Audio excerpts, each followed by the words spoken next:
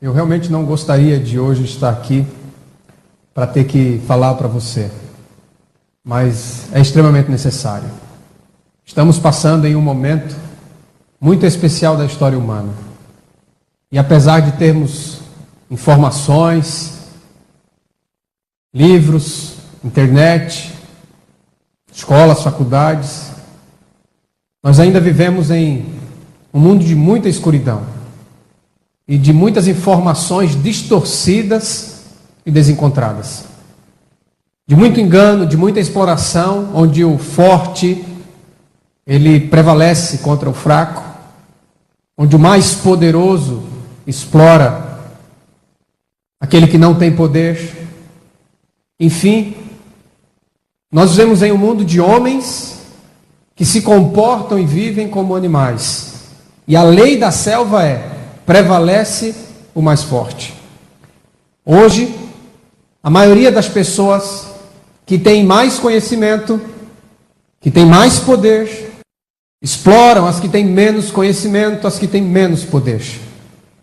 Mas não foi para isso que Deus nos deu capacidades extraordinárias. Não foi para isso que Deus nos dotou com dons extraordinários.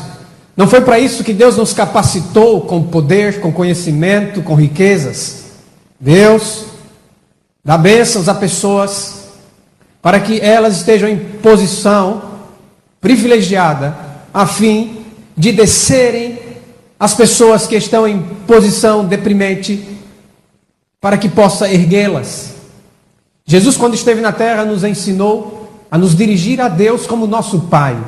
Ora, se Ele é nosso Pai, e Ele é justo, e Ele é amor, como está escrito, então, meus amigos, significa dizer que, como um Pai justo, Ele dá aos seus filhos em igualdade, como filhos de Deus, como seguidores de Jesus Cristo, como irmãos que somos, em nome de Jesus, temos os mesmos privilégios, temos a mesma posição, temos o mesmo conforto e as mesmas facilidades. Se somos fortes, é para fortalecer os fracos. Se somos mais capacitados, é para ajudarmos os menos capacitados, para que eles, como nós, tenham acesso aos mesmos privilégios. Bem, de todas as injustiças e distorções deste mundo, não há como negar que a mais aberrante de todas é a distorção religiosa dos ensinamentos da Bíblia, e através da iluminação do Espírito Santo, dos estudos da Palavra de Deus, nós necessitamos continuar descobrindo, estudando e aprendendo as coisas de Deus. E hoje, quero convidar você para estudar o tema sobre os dízimos praticados nas religiões. Possivelmente você devolve fielmente 10% de tudo aquilo que você ganha para a sua igreja, para a sua religião. A questão é, esse dízimo de 10% daquilo que você ganha do seu salário, ele é bíblico? Ele foi praticado pela igreja de Jesus Cristo? Ele foi praticado pelos apóstolos? Os missionários da Bíblia, do Novo Testamento, eles viveram de um dízimo? A questão é, meus amigos, até que ponto aquilo que nós estamos acreditando, vivendo e ensinando é realmente o ensinamento da Escritura Sagrada? Eu quero convidar você hoje a descobrir comigo que o dízimo praticado pelas religiões, ele não tem fundamento, ele não está fundamentado em Cristo. Ele em nenhum momento foi ensinado por Jesus ou por seus apóstolos, ou praticado pela igreja cristã.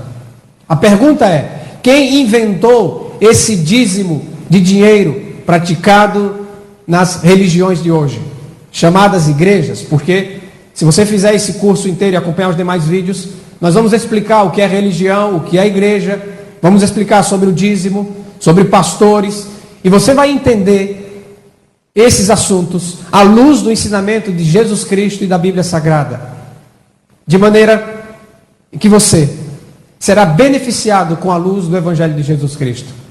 Por isso, eu quero convidar você neste momento a dirigir o seu pensamento a Deus, a voltar o seu coração para Deus e abrir a Escritura para descobrir este assunto.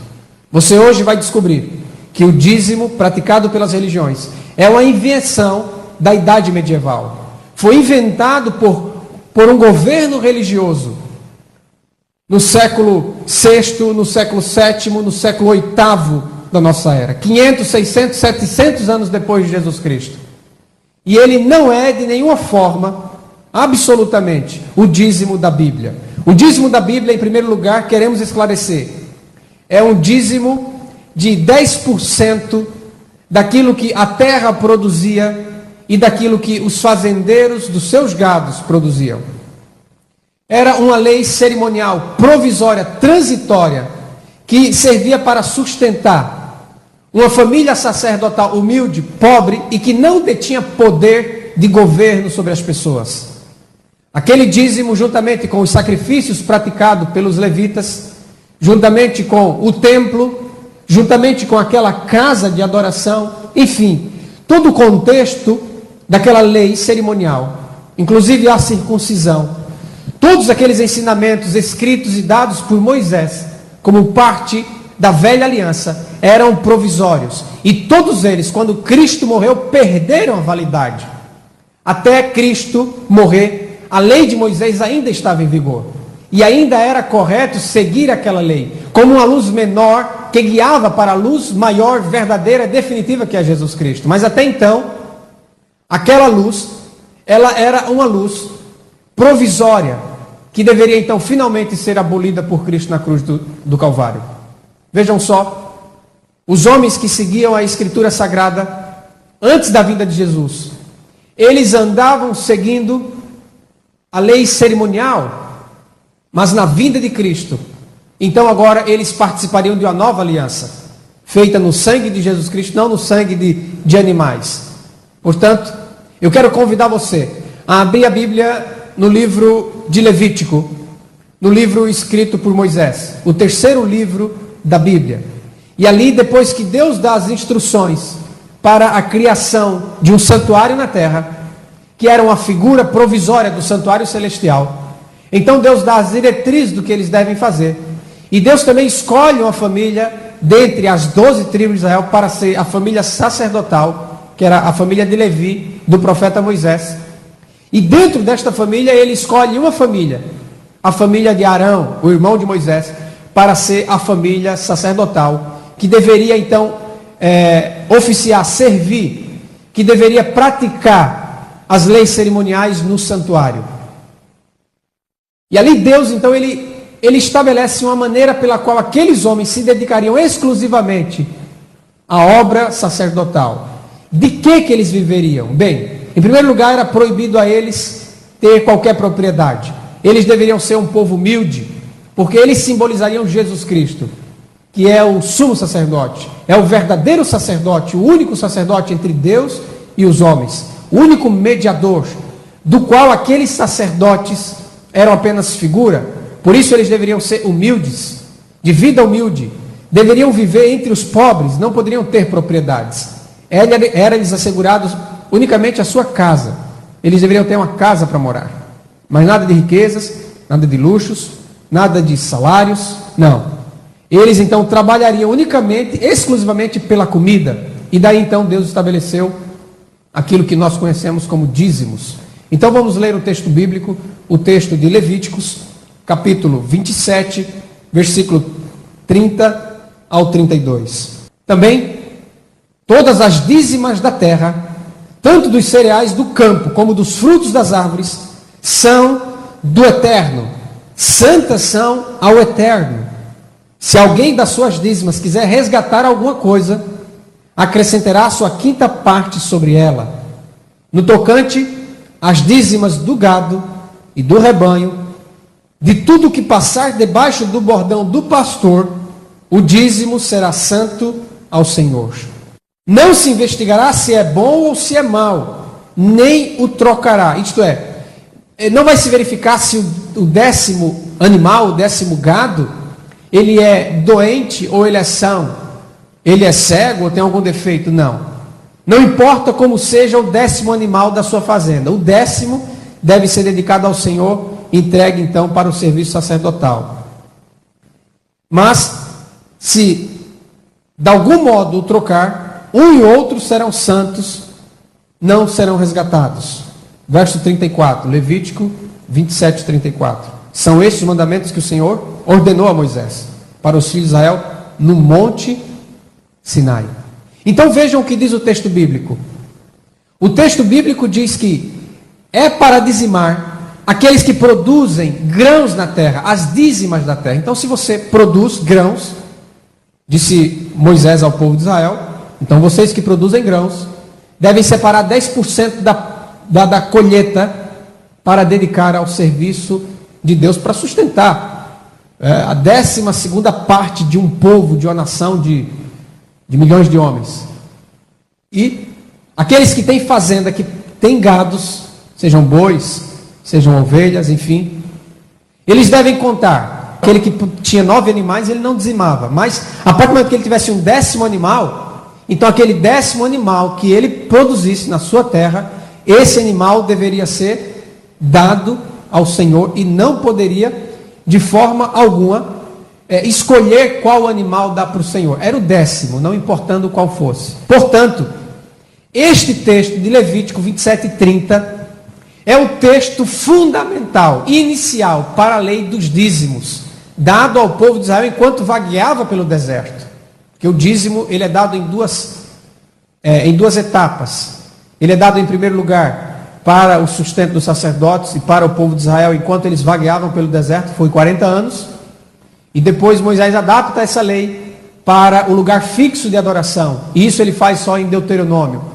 Então esse texto aqui de Levítico 27 e 30 é o texto base para a lei dos dízimos. Havia outros tipos de profissões, diríamos assim, no meio do povo, mas nenhum outro tipo de profissão dizimava na Bíblia. Nenhum ferreiro, nenhum comerciante, nenhum vendedor, em nenhum outro lugar você vai encontrar na Bíblia alguém dando um dízimo de dinheiro ou de uma outra profissão.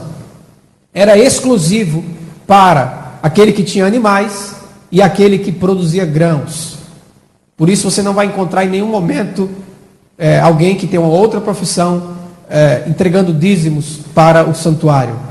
Na verdade, meus amigos, Deus não estava erigindo uma empresa, Deus não estava fazendo um comércio, Deus não estava negociando e vendendo bênçãos a ninguém, absolutamente. Isso fazia parte de uma aliança chamada Velha Aliança, que nunca foi propósito de Deus estabelecê-la na terra. Ele o fez por causa da dureza do coração do povo, que não queria encontrar o seu Deus. Por isso Deus estabeleceu com eles uma velha aliança. Veja o texto bíblico de Êxodo capítulo 19, quando Deus chama Moisés para se comunicar e dar a mensagem dele ao povo, quando ele tira o povo do Egito. Ele disse o seguinte: tendes visto o que fiz aos egípcios, como vos levei sobre asas de águia e vos cheguei a mim.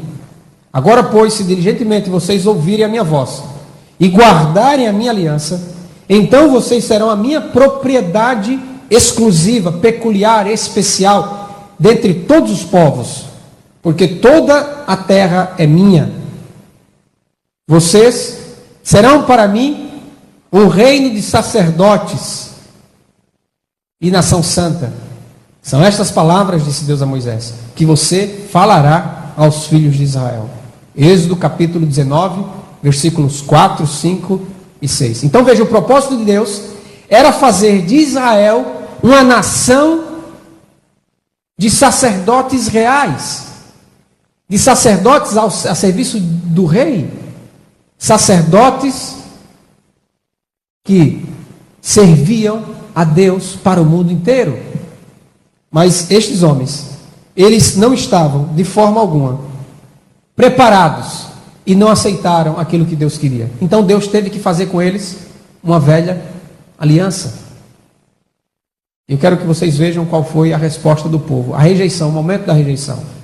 Êxodo capítulo 20, depois que Deus deu os 10 mandamentos, o povo que tinha presenciado os trovões, os relâmpagos, o clangor da trombeta, o monte fumegante. Então, quando Moisés desceu do monte, Êxodo capítulo 20, versículo 19, o povo disse a Moisés: Moisés, fala-nos tu e te ouviremos, porém não fale Deus conosco, para que nós não morramos. Entenderam? Você entendeu? Deus queria fazer do povo inteiro um povo de sacerdote. Mas o povo não quis. O povo disse: não, Moisés, você vai ser o sacerdote. Você vai falar conosco, não Deus. Não queremos que Deus fale conosco, nós queremos você. Então o povo estabeleceu ali quem? Um mediador. O povo estabeleceu para si um sacerdote. Respondeu Moisés ao povo: não temam, Deus veio para vos provar e para que o seu temor esteja diante de vocês, a fim de que vocês não pequem. Então Deus entende a rejeição do povo. E Deus usará agora de um velho testamento, de uma velha aliança, para ensinar ao povo o seu amor e a sua salvação. E Deus disse a Moisés, em Êxodo capítulo 25, versículo 8: e me fará um santuário, para que eu possa habitar no meio deles. Ou seja, o Deus Todo-Poderoso, que queria habitar dentro do coração das pessoas, dentro da mente das pessoas, ele estava impedido disso. E ele então diz para Moisés: faça um santuário, para que eu possa habitar no meio do povo. Mas percebam que esse não era o objetivo inicial de Deus. Ele usa este como um plano B. E através da velha aliança que ele estabelece com o seu povo, ele prepara o povo para aceitar Jesus Cristo, para então crer no Cordeiro de Deus que tira o pecado do mundo. Quando Jesus Cristo vem à terra, então Jesus Cristo, ele põe fim a esta velha aliança, a este santuário provisório simbólico, a este sacerdócio provisório simbólico. Ele põe fim a estas leis cerimoniais provisórias e simbólicas. Ele põe fim à circuncisão, ao sacerdócio e aquilo que sustentava a vida do sacerdote. No caso, aqueles dízimos de alimentos. Depois que Deus dá as instruções das leis cerimoniais em Levítico 27, versículo 30 ao 32, então Deus estabelece que nada se deve acrescentar a tudo aquilo que ele falou. Nada se deve mudar, nada se deve modificar. O que Deus quis dizer, realmente ele disse. Há uma passagem em Provérbios, capítulo 30, versículo 6, quero ler com vocês. Ele disse: nada acrescentes às suas palavras, disse através do seu profeta, para que não te repreenda e sejas achado mentiroso. Então, quando as pessoas querem pegar esta lei dada a Israel, esta lei cerimonial provisória, que fazia parte de um templo que não existe mais, de um sacerdócio que não existe mais, quando eles quisessem justificar o seu dízimo religioso de hoje com aquele dízimo da Bíblia, eles então seriam achados mentirosos, porque Deus nunca falou isso. Essa lei Deus nunca deu. A lei que Deus deu através de Moisés, foi uma lei abolida. Quando Cristo morreu, o véu do santuário rasgou-se de alto a baixo. E tudo aquilo que era cerimonial provisório, ligado àquela casa de Deus, simbólica na terra, porque Deus não habita em casa, em templos feitos por mãos humanas. Então tudo aquilo deixou de existir. Aquele sacerdócio, e também aquela lei de dízimos, e a circuncisão, e os sacrifícios, e o cordeiro, e as datas religiosas, os 7 sábados cerimoniais, enfim. Todas aquelas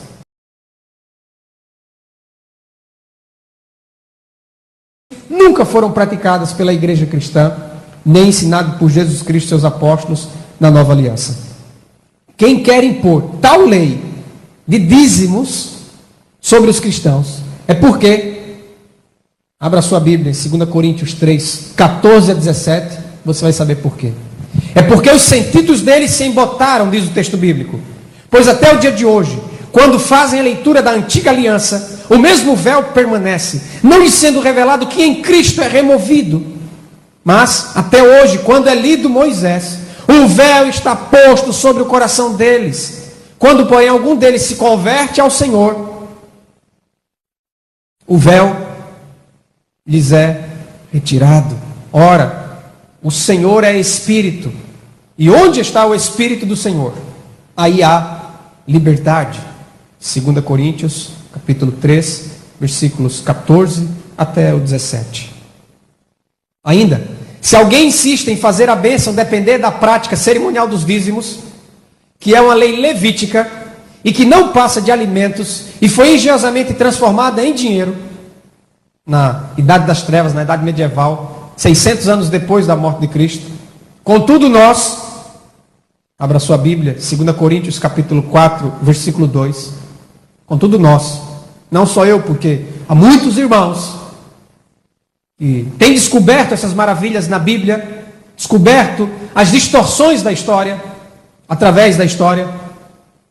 Por isso nós também juntamente com os apóstolos de Cristo, nós todos aqueles que estão fundamentados na nova aliança, pelo contrário, rejeitamos as coisas que por vergonhosas se ocultam, não andando em astúcia, nem adulterando a palavra de Deus, antes nos recomendamos a consciência de todo homem na presença de Deus, pela manifestação da verdade.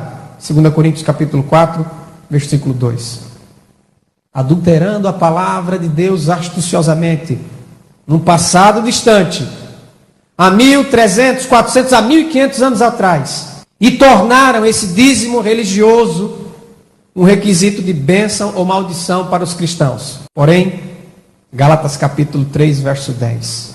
Porém, todos quantos, pois, são das obras da lei, estão debaixo de maldição, porque está escrito: maldito todo aquele que não permanece em todas as coisas escritas no livro da lei para praticá-las.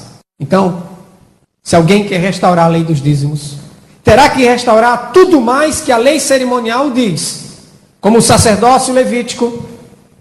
Vai ter que procurar onde é que tem levita no mundo, para chamar eles para restabelecer um sacerdócio, porque o dízimo era para eles.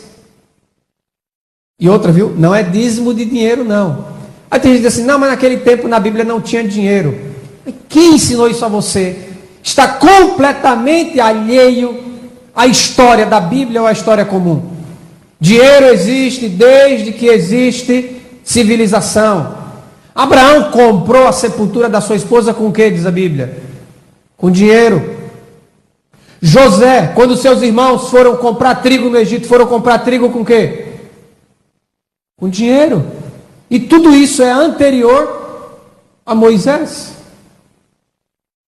O que mais que era feito com dinheiro, segundo a história bíblica ou a história comum? Escravos eram comprados com quê? Com dinheiro. O próprio José foi vendido por dinheiro pelos seus irmãos. Examine a Bíblia e você vai ver que Abraão tinha muito dinheiro, diz a Bíblia. Tinha prata, Abraão tinha ouro, Abraão tinha muito dinheiro, escravos comprados e escravos nascidos em sua casa. É lógico, porque Deus não estabeleceu um sacerdócio para viver de dinheiro do povo. Que aquele sacerdócio deveria simbolizar Jesus Cristo, deveria ser humilde, deveria ter uma vida completamente desobstruída dos bens materiais. Deveria ser um povo dedicado exclusivamente à obra da caridade e da misericórdia. Nós vamos ver ainda neste vídeo como nós podemos dar dinheiro para Deus, e vamos descobrir que não tem nada a ver em dar dinheiro para fortalecer um governo religioso. O governo religioso foi inventado primeiro e depois como sustentar esse governo religioso. Então eles inventaram a lei falsa, que eles chamaram de dízimo, para poder dar suporte financeiro para o governo deles, que nada mais é do que a criação de um domínio falso, que futuramente nas outras palestras você vai descobrir exatamente o que é esta abominação desoladora. Então, se alguém quiser restaurar a lei dos dízimos, terá que restaurar tudo mais que a lei cerimonial diz. O sacerdócio vai ter que ir lá no Monte Sião, destruir a mesquita e reconstruir o templo de Israel, lugar onde tinha que ser levado obrigatoriamente os dízimos, porque era obrigado pela lei levar o dízimo ali. Terá também que restaurar os rituais do santuário, porque são inseparáveis do próprio santuário. E isto é a parte mais difícil de fazer, porque vai ter que comprar uma guerra com os muçulmanos, né? Também terá que restaurar a circuncisão, os sacrifícios, os rituais, os 7 sábados cerimoniais, enfim, tantas leis dadas ali por Moisés. Agora, se para sermos salvos temos que dizimar, pegar 10% do que a gente ganha e dar para um governo religioso, e se a bênção e a maldição depende desta lei, Gálatas capítulo 2, 21, segue-se que Cristo morreu em vão. Se a justiça é mediante a lei, segue-se que Cristo morreu em vão. Deus, ele não está condicionando sua bênção às obras humanas. Deus amou o mundo de tal maneira que deu seu Filho. Ele deu, é gratuito. Evangelho da graça de Deus é gratuito. Aquele que tem fome, venha. Aquele que quer, venha sem dinheiro e sem preço. Comprem sem dinheiro e sem preço. Jesus disse: quem tem sede, vem a mim, e de graça receba a água viva. Se Deus deu seu Filho, porventura cobraria agora as demais bênçãos?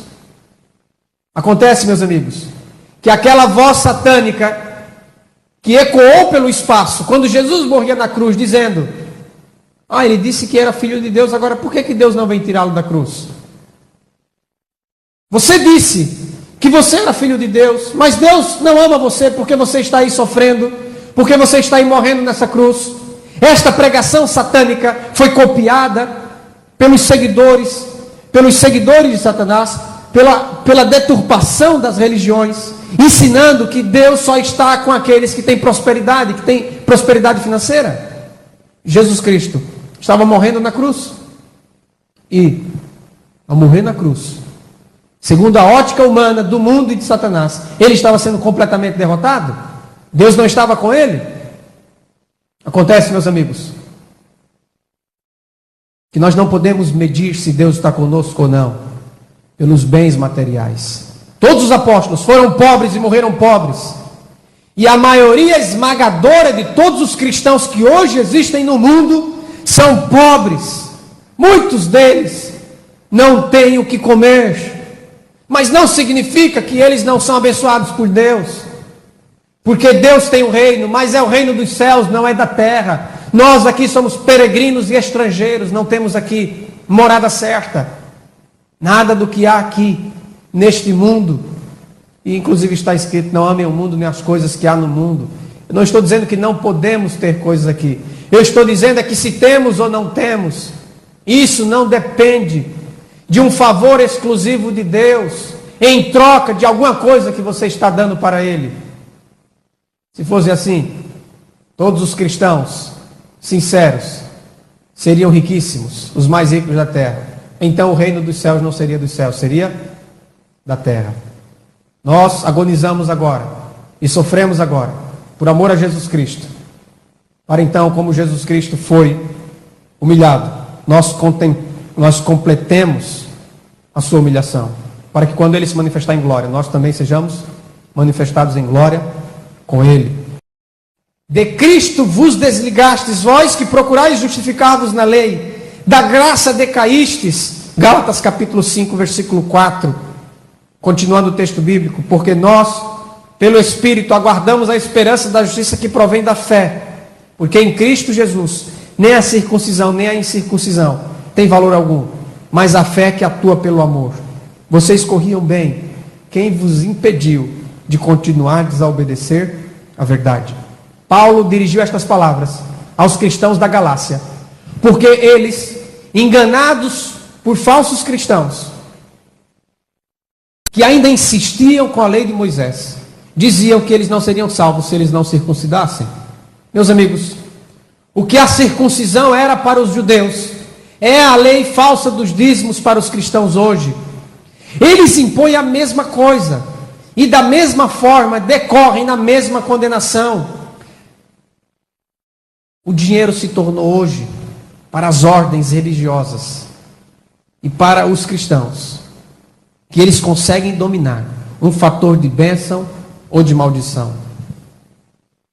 Deveriam, contudo, modificar o nome de dízimo, porque o dízimo bíblico não tem nada a ver com o dízimo religioso praticado hoje. Deveriam mudar o nome para imposto religioso, mensalão religioso, tributo religioso, qualquer outro nome, mas não pode usar o nome dízimo bíblico, porque isto é corromper, modificar, adulterar a palavra de Deus. O dízimo é uma lei cerimonial de alimentos para um sacerdócio levítico da lei de Moisés, pertencente a um sacerdócio imperfeito, provisório, de um templo feito por mãos humanas, cujos serviços foram completamente abolidos. O dízimo de hoje, praticado pelas igrejas, não é o dízimo bíblico. E também não pode ser assim chamado. É como o batismo praticado com um pouco de água na cabeça. É chamado como batismo, mas na verdade, mundialmente conhecido como batismo, mas na verdade, não pode ser chamado de batismo, porque batismo na Bíblia, a palavra grega batismo, significa mergulhar, mergulhar em água. Então, tanto a palavra batismo, como a palavra dízimo, está com um sentido completamente adulterado, corrompido, fazendo a Bíblia dizer o que ela nunca disse. O falso conceito está embutido na cabeça. E aí quando você olha, você vê esse falso conceito como se fosse verdade, mas é uma adulteração, uma modificação, é uma transformação ilegal daquilo que está escrito. Eu não entrego um dízimo dos meus rendimentos para uma organização religiosa, porque eu sou seguidor de Jesus Cristo e não dos homens. Jesus, ele nunca pagou ou entregou um dízimo para uma organização religiosa. Você pode dar vários motivos para isso, mas o primeiro deles não é porque ele não era fiel à lei de Moisés, porque Jesus cumpriu a lei de Moisés à risca.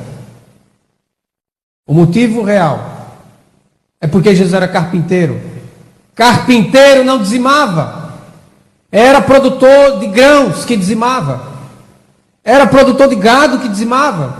Jesus não tinha fazenda. Jesus não era agricultor. Jesus era carpinteiro. Por isso Jesus nunca dizimou. Mas ele foi fiel à lei de Moisés. Em todo o tempo ele cumpriu a lei de Moisés. Mas não com respeito aos dízimos, porque ele era carpinteiro. A promessa da salvação, segundo está escrito em Apocalipse 2:26, Jesus disse, é para o vencedor, aquele que guardar até o fim as minhas obras. Jesus Cristo, ele não estabeleceu o dizimar como uma obra sua que deveria ser imitada, nem tampouco dos apóstolos, nem de qualquer cristão. Não há um verso na Bíblia em que a igreja de Cristo praticava a lei dos dízimos.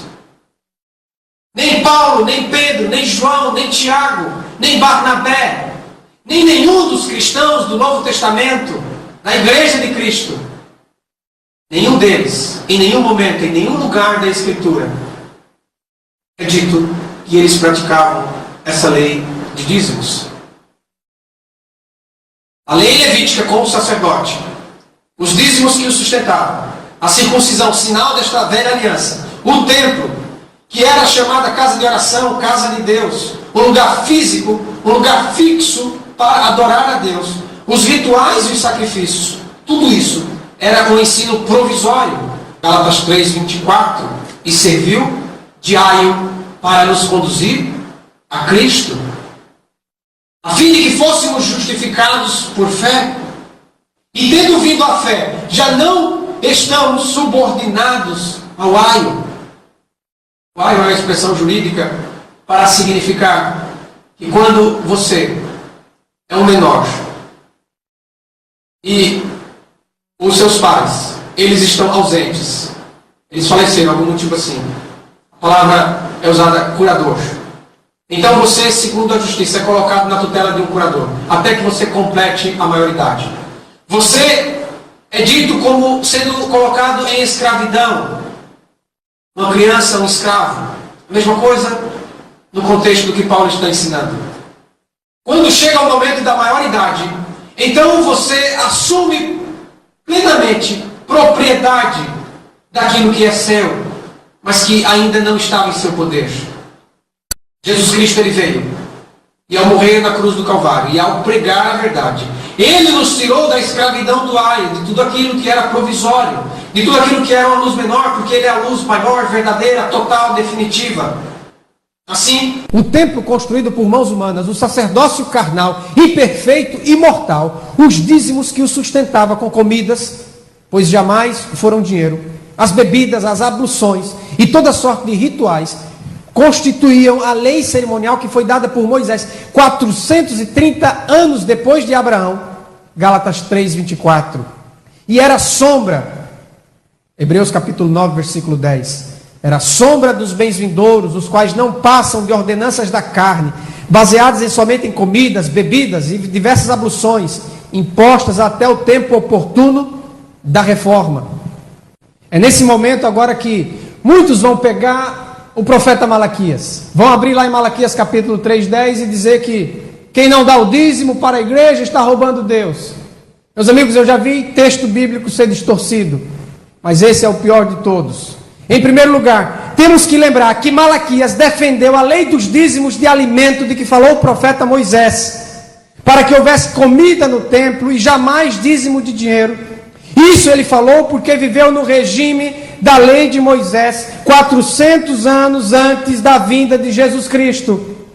Malaquias mesmo foi claro em seu discurso, baseado no que ele mesmo disse, a aliança de Levi, Malaquias capítulo 2, verso 8. Malaquias escreveu para defender a lei de Moisés, Malaquias capítulo 4, versículo 4. Malaquias é um profeta da velha aliança e não da nova aliança. Se você for seguir o que Malaquias disse, você terá que pegar 10% do que o seu gado tem, 10% do que o seu grão produz, e levar lá para Jerusalém e entregar. Não é para a tribo de Judá, não é para qualquer israelita, é para a tribo de Levi.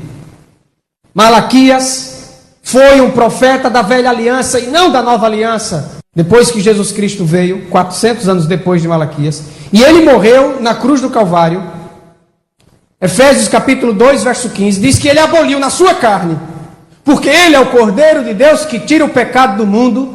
Ele aboliu na sua carne, ele destruiu completamente com aquilo que era provisório. A lei dos mandamentos na forma de ordenanças.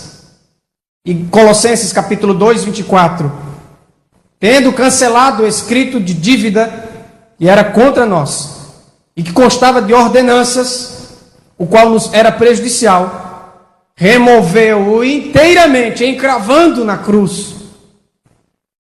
Desta forma, não há um verso no Novo Testamento em que algum cristão praticou a lei de Moisés quanto aos dízimos. É por isso, meu irmão, minha irmã, meu amigo, que nenhum profeta do Novo Testamento se levanta contra esta igreja que não dizimava, que não praticava essa lei de dízimos. Por quê? Porque era uma lei de Moisés. Ora, a igreja do Novo Testamento, tão próspera, tão grande, tão expansiva, nunca praticou essa lei dos dízimos de Moisés. Mas nenhum profeta se levantou para repreendê-lo, como fez Malaquias, em Israel 400 anos antes. Mas quando algum cristão quis obedecer à lei cerimonial, circuncidando-se, então se levantaram profetas no Novo Testamento para dizer que não estavam obrigados a restaurar a lei de Moisés, que Jesus Cristo, ao morrer, aboliu esta lei provisória. Se alguém está pensando que tem que pegar 10% do que ganha para sustentar um pastor, o dízimo do seu salário, a pergunta é, onde está no Novo Testamento este verso? Amigo, em lugar nenhum. Nunca a igreja de Cristo, ou qualquer cristão, recebeu dízimo no Novo Testamento. Esse mandamento foi promulgado pelo homem e não por Jesus Cristo, nosso pastor, o único pastor verdadeiro, a quem devemos seguir. Afinal de contas, temos que responder à pergunta: então, quem inventou esse dízimo de dinheiro? Quando inventou esse dízimo de dinheiro? Por que inventou esse dízimo de dinheiro? Para que inventaram esse dízimo? No 6º século, depois da morte de Jesus, quando a igreja de Cristo não era como nos dias apostólicos, então já nem podemos dizer que era a Igreja de Cristo, conhecida desde aquele tempo como Igreja Romana, ou Católica Romana, do Papa, foi quem inventou esse dízimo. No início, era algo voluntário, para sustentar o novo governo que se estabeleceu na terra. Até então, todos os governos da história do mundo eram governos religiosos, mas nenhum deles era um governo em nome de Jesus Cristo. Surgiu agora no cenário mundial um novo governo religioso em nome de Jesus Cristo. E era uma mescla de Roma com uma mistura dos ensinamentos de Jesus Cristo. Isso foi uma novidade, um governo religioso de Jesus Cristo. Então, esse governo precisava de poder, e vocês sabem que eles teriam poder no dinheiro. Esse novo governo, que é uma continuação do Império Romano religioso não cristão, ele usou o nome igreja. Anos depois da invenção desse governo religioso e desse negócio chamado dízimo, então, já não era suficiente uma colaboração voluntária de 10% do que se ganhava. Foi então que em 785, depois de Cristo, o fervoroso rei Franco, da França, Carlos Magno, fervoroso, zeloso, defensor do catolicismo romano, então ele criou esse dízimo praticado pelas igrejas até o dia de hoje. Ele, em 785 depois de Cristo, baixou o decreto do dízimo praticado hoje ainda pelas religiões. Onde você pode encontrar e fundamentar isso historicamente? Bem, para você ver a história da criação do dízimo religioso, você pode consultar a enciclopédia Rialp, enciclopédia americana. Mas talvez você não conheça essa enciclopédia. Não se desespere. Eu agora há pouco tempo não sabia, foi uma novidade para mim, porque eu descobri estas coisas unicamente com a Bíblia, e depois que me veio o entendimento estas palavras, então eu comecei a pesquisar na história para saber onde surgiu esse falso dízimo. E aí então eu encontrei a enciclopédia Rialp. Mas eu queria algo que o brasileiro pudesse ter acesso. E orei, pedi a Deus. E finalmente me veio aquela convicção de procurar a enciclopédia Barça, que muitos de vocês talvez tenham até em casa. Eu abri a enciclopédia Barça no verbete dízimo. Caros amigos, é impressionante como ali está contada a história do surgimento do dízimo que hoje se pratica nas religiões. Pega a enciclopédia Barça. Aquele registro é fiel da história. E o decreto de 785, onde você pode encontrar fundamentação? Eu vou citar para você, já citei a enciclopédia secular mais importante da nossa língua portuguesa. Agora eu vou citar uma autoridade religiosa, a mais importante do meio religioso, conhecido por todos os estudiosos da religião cristã.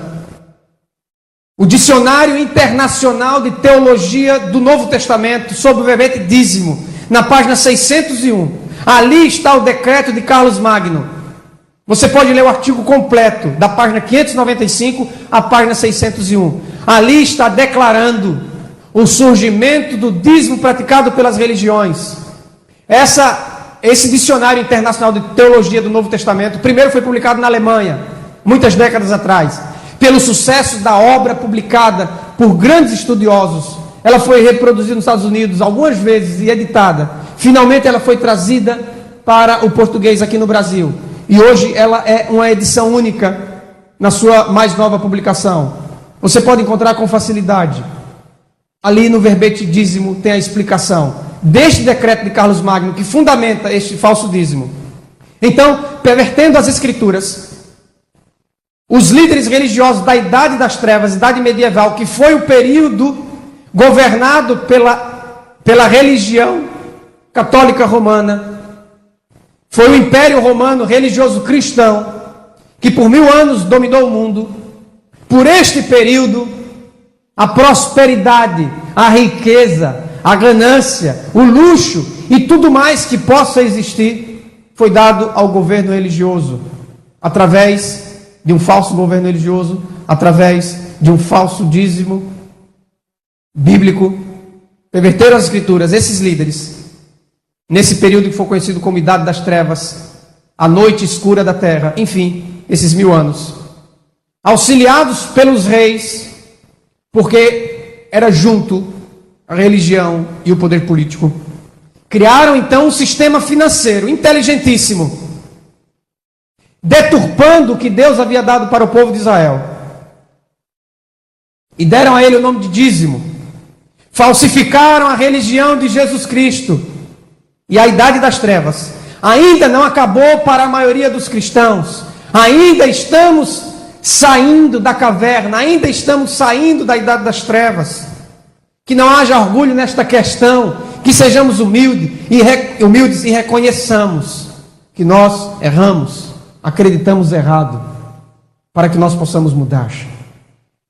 A Igreja Católica inventou o dízimo de dinheiro e também inventou o governo religioso. E ela é considerada pelos evangélicos, pelos protestantes, como sendo a besta do Apocalipse, como sendo o Papa, o representante de Satanás. Reconheceram a falácia da criação de um governo religioso no nome de Jesus. Reconheceram tantas instituições da Idade Média como sendo falsas e não bíblicas. E daí surgem muitos movimentos cristãos.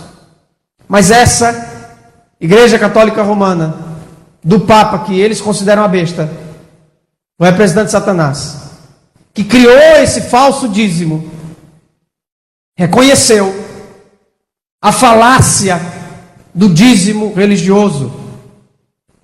E o Papa Bento XVI extinguiu o termo dízimo do 5º mandamento da Igreja, promulgado em 28 de junho de 2005 e republicada pela Conferência Nacional dos Bispos do Brasil.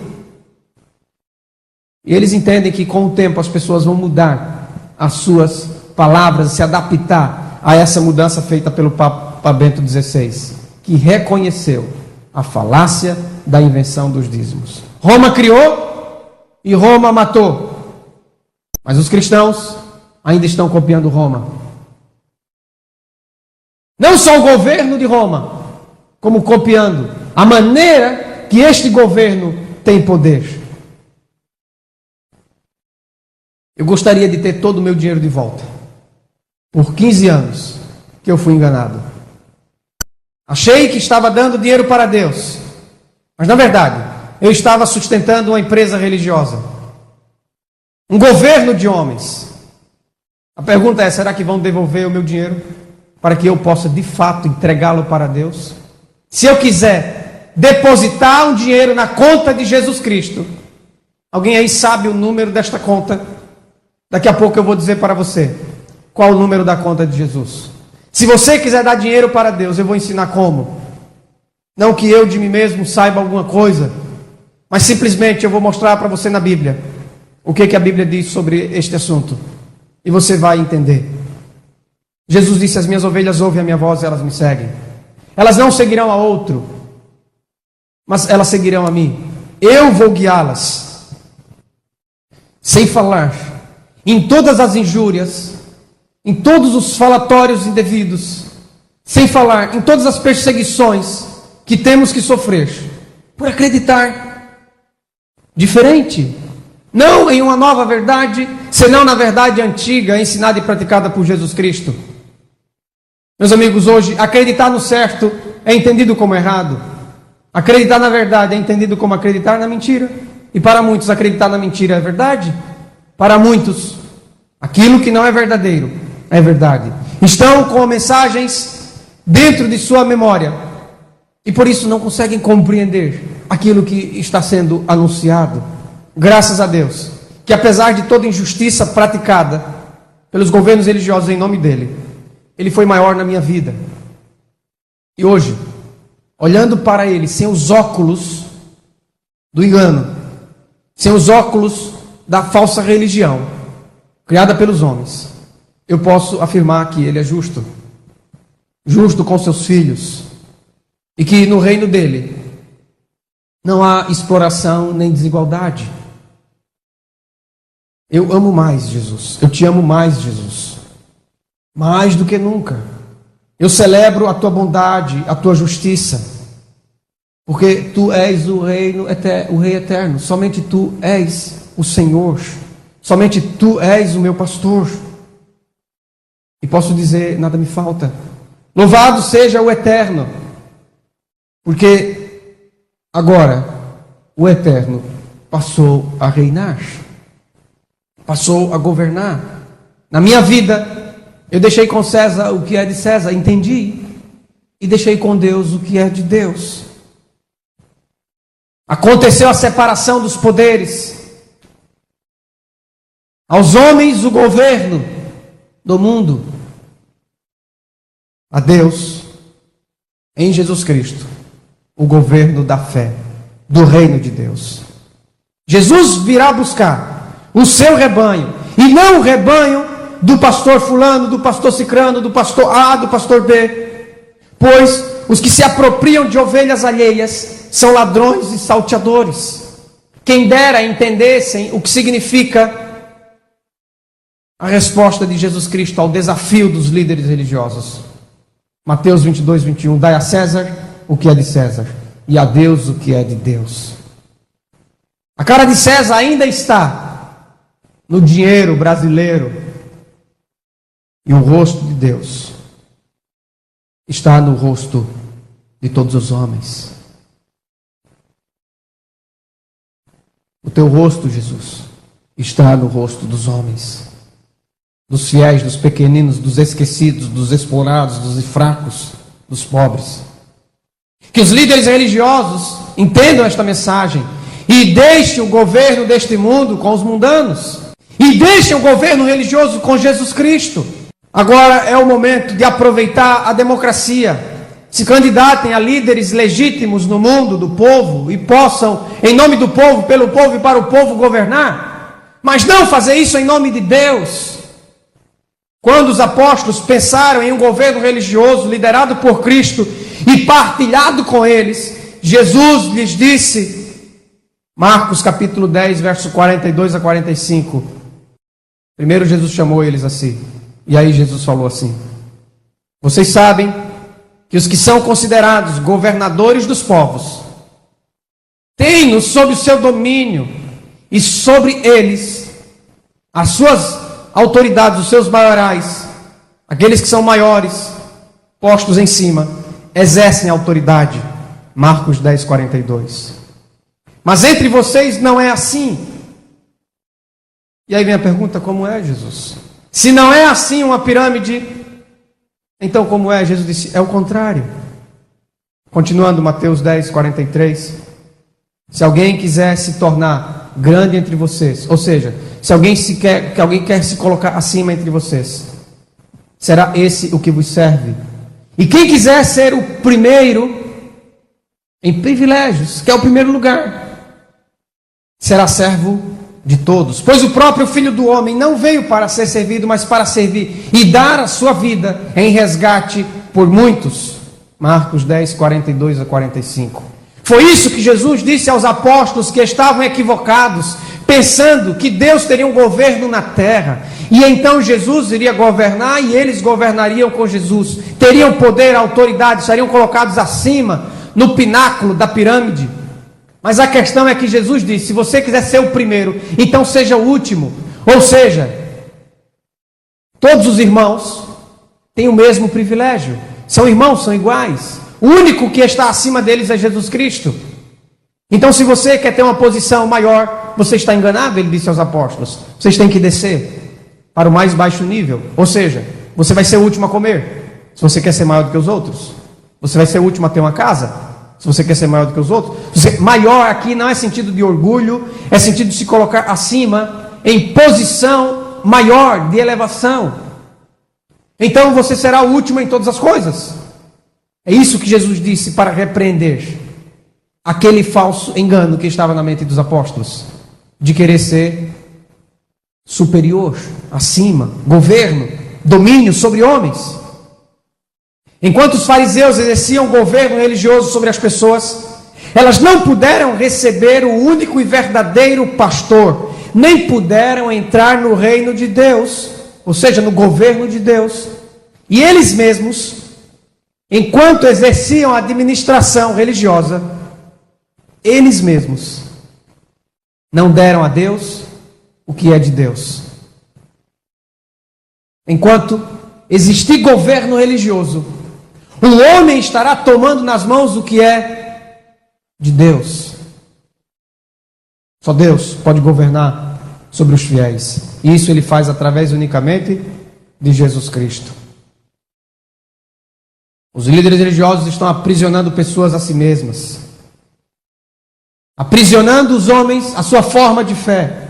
A vida dos homens que confiam em sua liderança religiosa é transformada à base da pirâmide do seu governo religioso. Quando Jesus falava do reino dos céus, é porque é dos céus mesmo,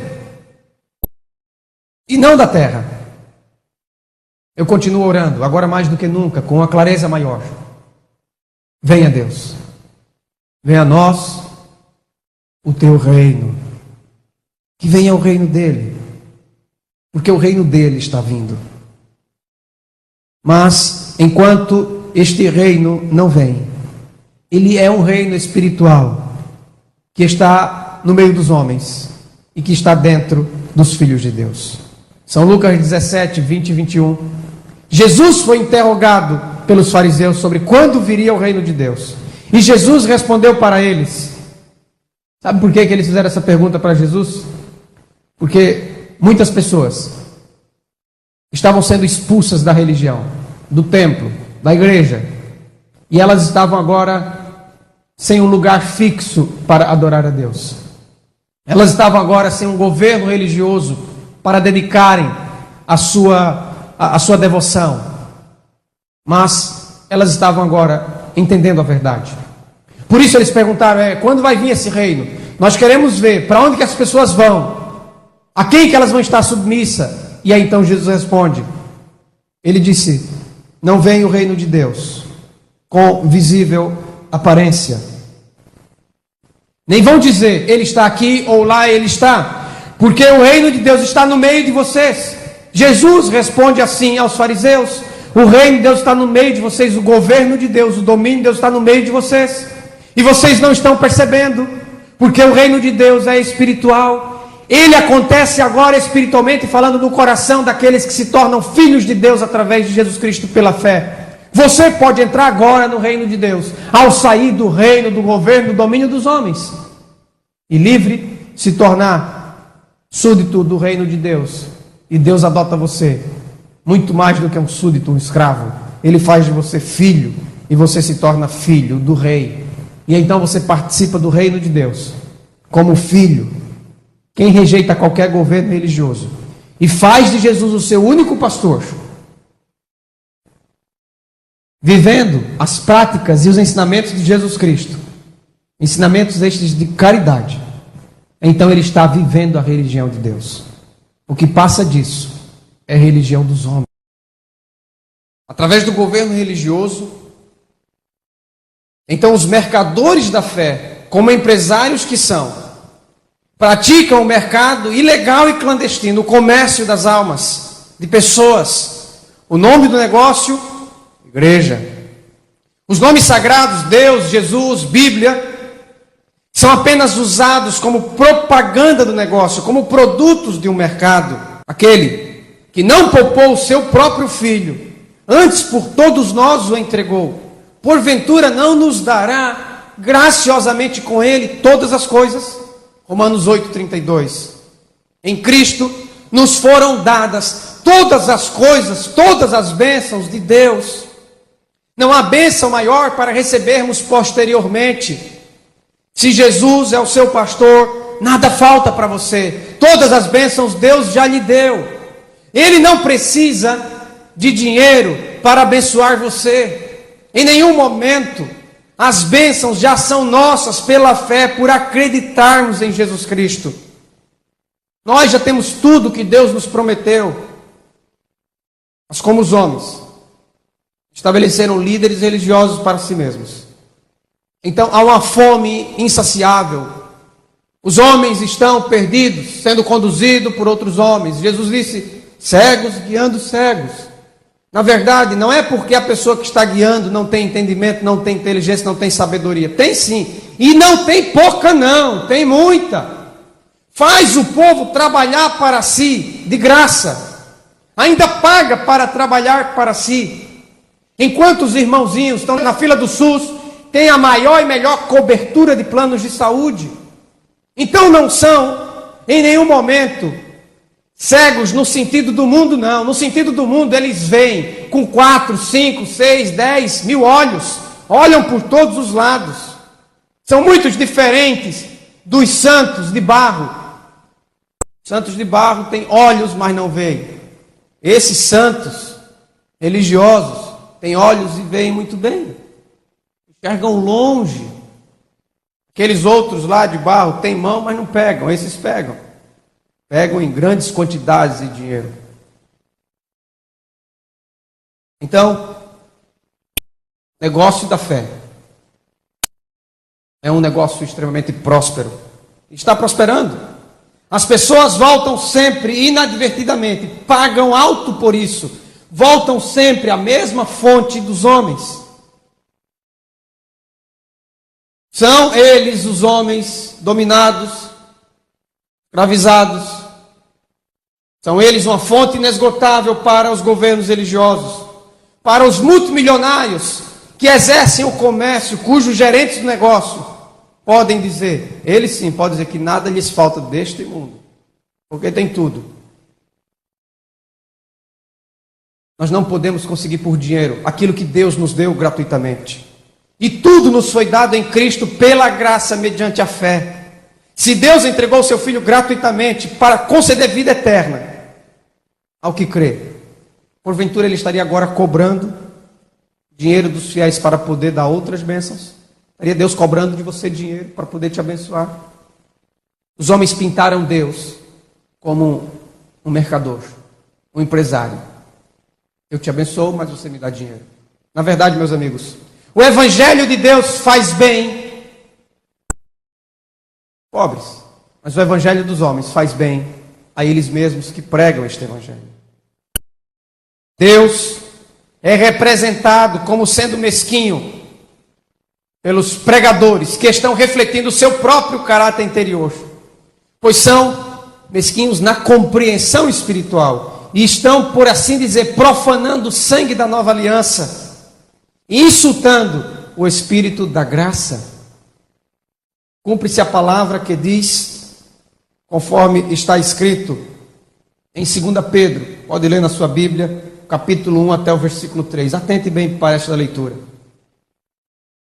Assim, como no meio do povo surgiram falsos profetas, e aí Pedro falando, se referindo ao passado, no meio do povo surgiram falsos profetas, assim também haverá entre vocês falsos mestres, os quais introduzirão dissimuladamente heresias destruidoras, até o ponto de renegarem o soberano Senhor que os resgatou, trazendo sobre si mesmos repentina destruição, quer dizer, uma destruição surpresa.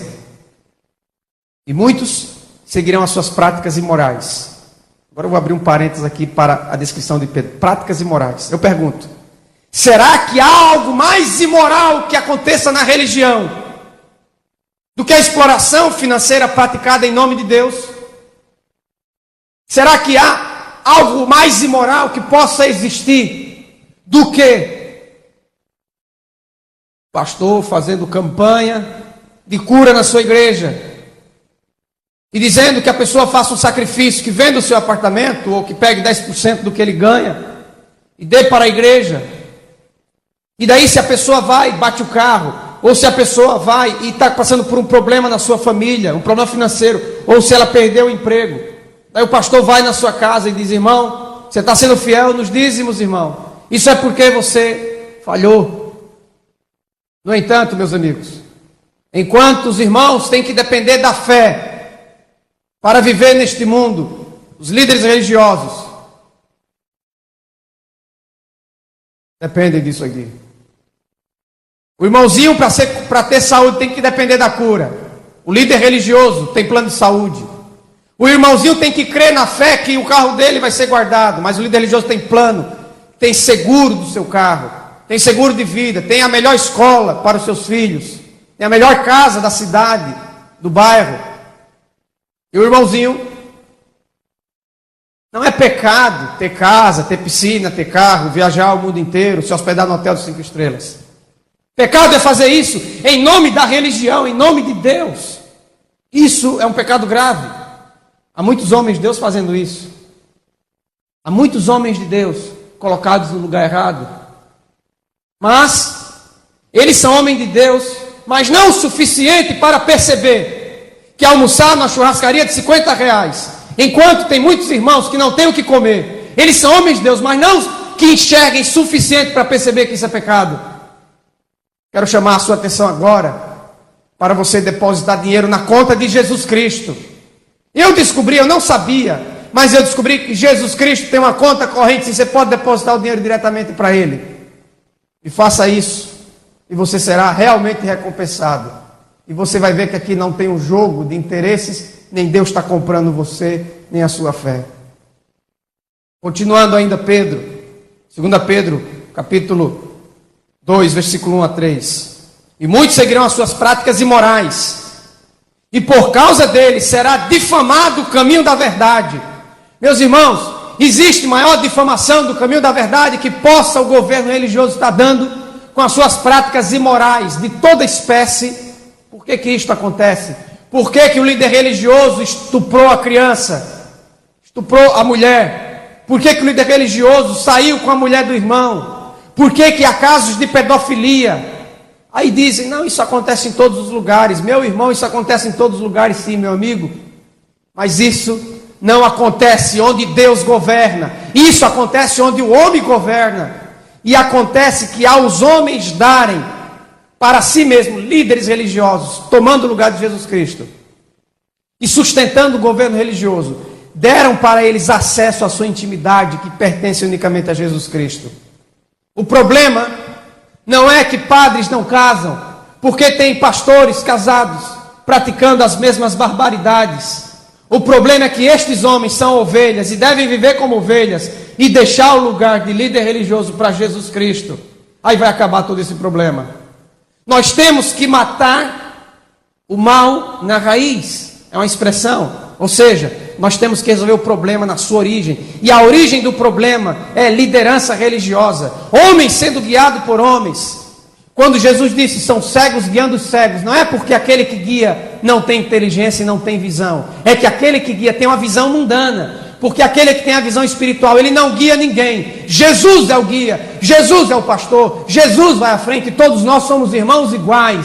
E olhamos uns para os outros no mesmo nível, e não um acima do outro. Continuando, também, movidos de ambição por dinheiro, disse Pedro, profetizando, farão comércio de vós.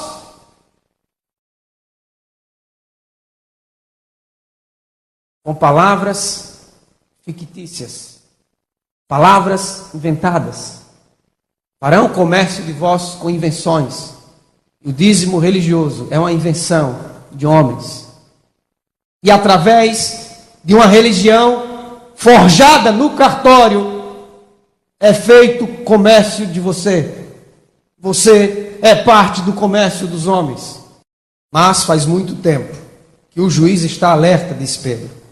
E o destruidor deles está acordado. O juízo vai chegar. E no dia do julgamento, quando todos tiverem que comparecer perante Deus, Deus não vai perguntar se você deu 10% do que você ganha para sustentar um governo religioso. Deus não vai perguntar o tamanho e o comprimento do seu cabelo ou da sua saia. Deus não vai perguntar se você não faltou a um culto. Não. Jesus deixou claro o critério do julgamento em Mateus 25, você pode ler a partir do verso 31. E o critério do julgamento é aquilo que você fez em relação às palavras de Jesus Cristo. Deus, Ele não está vendendo as suas bênçãos. Deus não é um negociador, um empresário. Se algum dia você se sentir constrangido quando entrar dentro de um lugar que você chama de igreja, e ali você ouvir um discurso religioso,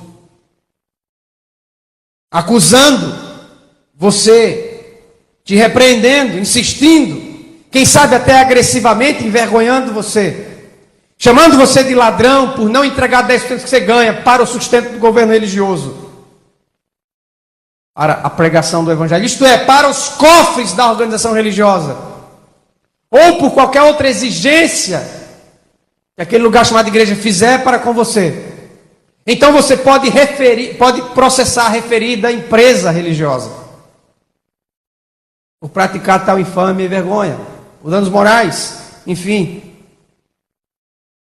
a mais distorcida parte da Escritura que pode existir no mundo, até onde eu consegui compreender, é aquela que fala Malaquias capítulo 3, versículo 10. Eu quero citar só como exemplo o voto escrito, publicado, não de forma ampla, por isso para muitos vai ser uma surpresa, mas de forma restrita para os administradores que governam a fé e a religião dos homens. Quero citar como exemplo o voto desta organização religiosa. Olha o que ela disse: o dízimo é do Senhor e deve ser devolvido à casa do tesouro, à tesouraria da associação. Você está me perguntando aí, de que organização religiosa é? Bem, você pode encontrar essa citação no livro Regulamentos Eclesiásticos Administrativos da Divisão Sul-Americana da Igreja Adventista do Sétimo Dia, 1998. Você vai encontrar isso na referência V12.5. Ali você vai encontrar isto que eu estou dizendo. É o chamado livro de praxes, conhecido. Estou só dando um exemplo, mas isso é a compreensão de toda a organização religiosa, todo governo religioso. Vou ler outra vez a citação do que está escrito. O dízimo é do Senhor e deve ser devolvido à casa do tesouro, à tesouraria da associação. Ou seja, será que a escritura de Malaquias 3:10, aquele profeta de Deus, mas um profeta da velha aliança, será que ele concorda em sua verdadeira interpretação que as contas bancárias da associação das religiões é a casa do tesouro de Deus? Ainda que nenhum cristão em são discernimento acredite nisso, na verdade, os homens estão sendo cúmplices dessa interpretação.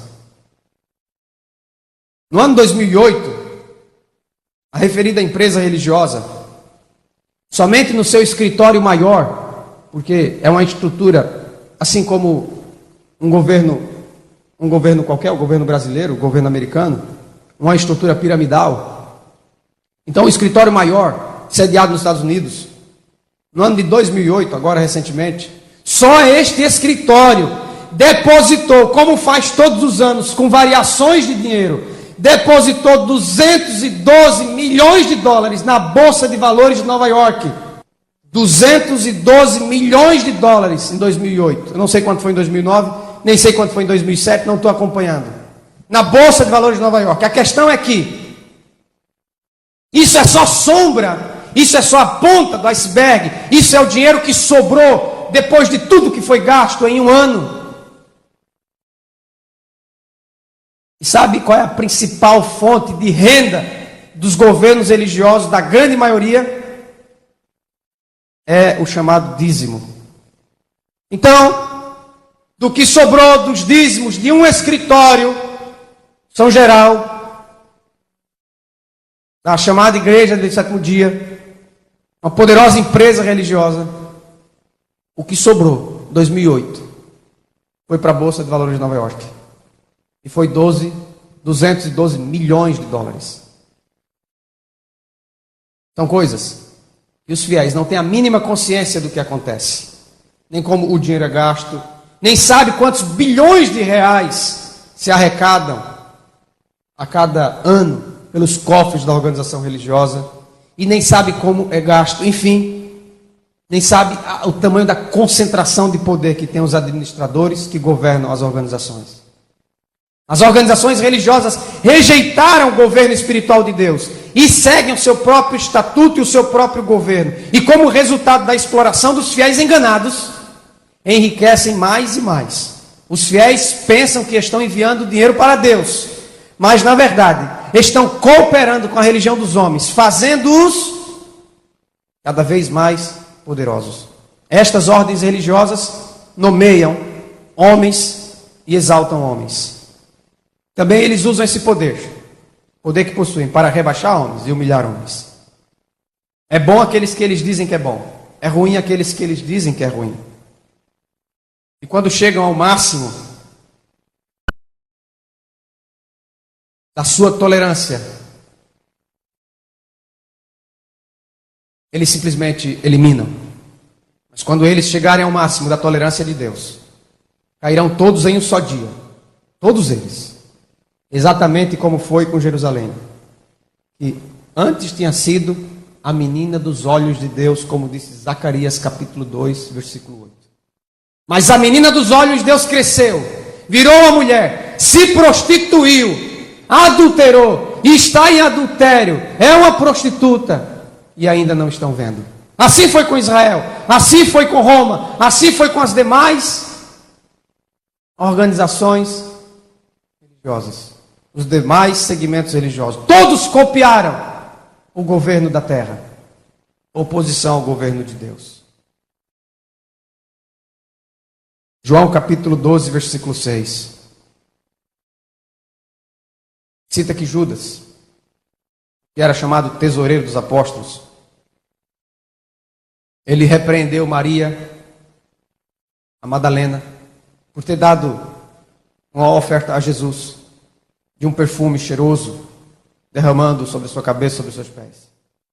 Então Judas, ele repreendeu a atitude daquela mulher, porque deu diretamente para quem? Para Jesus. Judas, ele queria ser o atravessador da bênção que aquela mulher estava retribuindo, da bênção que aquela mulher estava desfrutando. Enfim, da bênção que era aquela mulher e do seu contato direto a Jesus Cristo. Judas queria se colocar no meio dos dois. Judas não entendia. Judas era diabo. Mas ele não foi diabo sempre. Ele se torna com as rejeições progressivas. Ninguém é diabo simplesmente porque acredita no erro. Se torna diabo por continuar acreditando no erro, quando a verdade é anunciada e proclamada. João 12,6 diz que Judas disse isso, não porque tivesse cuidado dos pobres, mas porque era ladrão, e tendo a bolsa tirava o que nela se lançava. Quando Paulo foi pregar, e teve um encontro com os apóstolos, que foram chamados antes dele, Gálatas 2,10, Paulo disse que a única coisa que eles recomendaram a Paulo, foi que se lembrasse dos pobres, o que também ele disse, me esforcei por fazer, Gálatas 2,10. E depois, quando Paulo prega a igreja de Coríntios, 2 Coríntios 9,9, ele diz, como está escrito, distribuiu, deu aos pobres, e a sua justiça permanece para sempre. Hoje, a palavra de Deus vai ensinar você como ajudar financeiramente a obra de Deus, como depositar dinheiro diretamente na conta de Jesus Cristo. Mateus 25, 31 a 46, vou ler de uma forma resumida. Jesus disse, tive fome e você me deu comida. Eu tive sede e você me deu bebida. Eu era um mendigo e você me hospedou, arrumou uma casa para mim. Eu estava nu e você me vestiu. Eu era enfermo e você foi me visitar. Talvez você não tinha o poder de me curar, mas você foi lá me ver, no leito de morte. Não diz que você foi me curar, diz que você foi me ver. Eu estava preso e você também foi me ver. Jesus Cristo se tornou homem, se identificou com todo homem. Há muitas pessoas que estão presas hoje porque não tiveram o privilégio de nascer em uma família estruturada. Por isso, com uma mãe muitas vezes prostituída, um pai muitas vezes drogado. Com 3 anos de idade aprendeu as coisas erradas. Com 5 anos aprendeu a fumar. Com 10 anos aprendeu a roubar. Com 15 anos aprendeu a usar drogas pesadas. Com 17 aprendeu a traficar. Com 18 matou alguém. Com 19 estava preso, está preso até hoje. Mas ele é simplesmente fruto de uma estrutura, de uma sociedade injusta, desigual, exploradora. Que para existir um poderoso tem que haver muitos fracos, um sábio tem que haver muitos ignorantes. A questão é, meu amigo, se ele tivesse nascido talvez no seu lar, ele não seria um preso. Jesus disse: vá ver o preso. Sempre que o fizestes a um destes meus pequeninos irmãos, a mim o fizeste, disse Jesus. A melhor tradução para o texto grego, pequeninos, seria esquecidos. Então vamos reler o texto. Sempre que o fizestes a um destes meus esquecidos irmãos, a mim o fizeste. Então hoje, eu digo para você, onde está a conta corrente de Jesus Cristo? É a conta do pobre. Provérbios capítulo 19, versículo 17. Quem se compadece do pobre, a Deus empresta, e Ele lhe paga o seu benefício. O pobre é aquele que está em posição de inferioridade, é aquele que está abaixo de você e não acima de você. Você tem que mandar força, não para cima, força para baixo, para levantar quem está no chão. Você tem que mandar dinheiro não para cima, é para baixo, para tornar o desigual igual a você. Ele tem que dormir no seu colchão, ele tem que morar na sua casa. São forças de expressão de linguagem, é o que eu estou querendo dizer. Em nome da religião, nós não podemos ter mais do que os outros. Nós podemos ter mais do que os outros em nome do nosso trabalho comum, normal, em nome do povo, pelo povo, para o povo, como quer que seja, o mundo político, ou por uma empresa, por um concurso que você passou e está ganhando bem.